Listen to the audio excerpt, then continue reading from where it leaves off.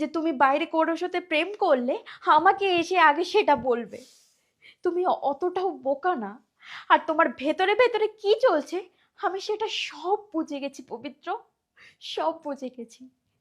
তাই আমি বাপের বাড়ি চলে যাচ্ছি, তাতে তোমাদের দুজনেরই সুবিধা হবে। তুমি না সত্যি আদিকালে একটা মেয়ে হয়ে রয়ে গেলে।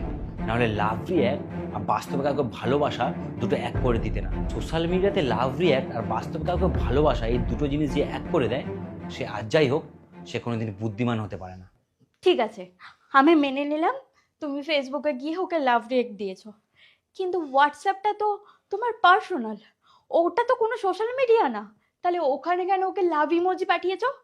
সব বলছি, তার আগে ব্যাগটা রাখো তো এখানে। আবার ন্যাকামো শুরু করেছো? যখন তোমার কাছে উত্তর দেওয়ার মতো কোনো অপশন থাকে না, তখনই তুমি এরকম ন্যাকামো শুরু করে দাও। তুমি যদি এটা ভাবো যে তুমি আমাকে বিশ্বাস করবেই না, তাহলে তোমাকে বোঝানোর ক্ষমতা আমার মধ্যে নেই।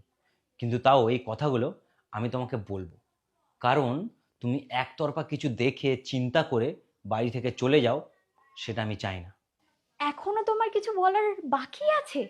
আর কত নাটক করবে? নাটক নয়, সত্যি কথাই বলবো। আচ্ছা তুমি একটা কথা বলো, নেহা ছাড়াও আমি তো আরও অনেকজনের পোস্টে লাভ রিয়াক্ট দিই, কই তুমি সেইগুলো নিয়ে কিছু কথা বললে না? কারণ কি, তারা ছেলে বলে?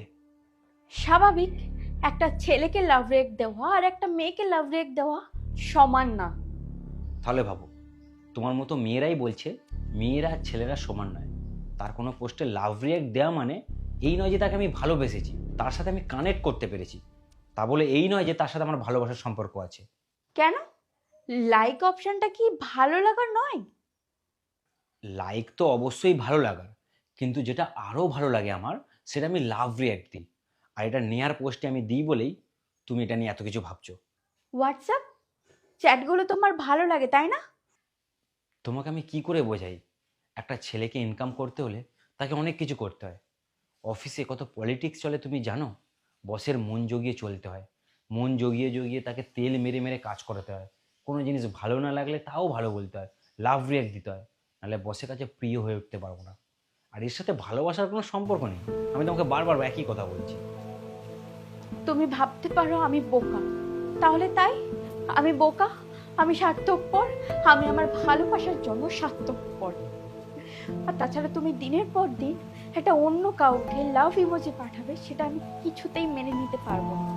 তার জন্য তুমি আমাকে যা খুশি ভাবতে পারো, দিনের পর দিন এটা চলতে পারে না পবিত্র।